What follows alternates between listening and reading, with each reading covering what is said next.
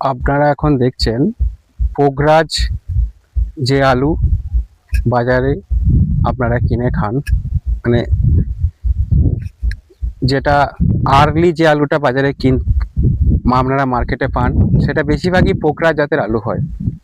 তো এই আলুর চাষ হয়েছে, সেই জমিতে আমি এখন রয়েছি।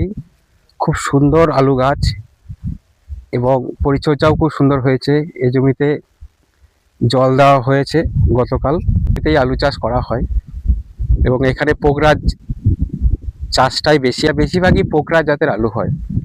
তো এই আলুর চাষ হয়েছে, সেই জমিতে আমি এখন রয়েছি। খুব সুন্দর আলু গাছ এবং পরিচর্যাও খুব সুন্দর হয়েছে, দেখতে পান।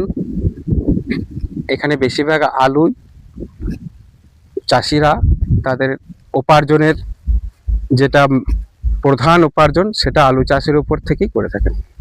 আলুতে সেচ দিচ্ছেন এবং তার নিজের জমিতেই উনি পরিচর্যা করছেন। আপনার নাম? সুভাষ মণ্ডল, বাড়ি? হরিনাথপুর।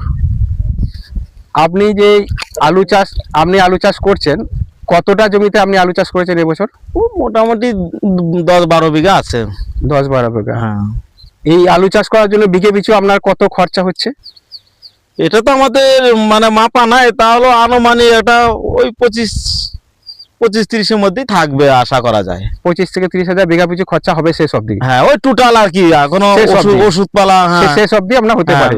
নাঙ্গল এসব। আর আলু যদি ঠিকঠাক মানে হয় বিক্রির মানে করার পর্যন্ত, মানে যদি আপনার আলুটা সবজিটা ঠিকঠাক পান, আপনার এই বিঘা পিছু কত লাভ হবে আশা করতে পারেন, মানে আগের অভিজ্ঞতা থেকে বলুন।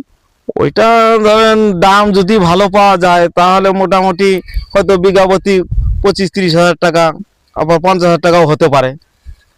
এই পর 2-3টে শেষ পড়ছে, মোটা এখন ভালোই আছে।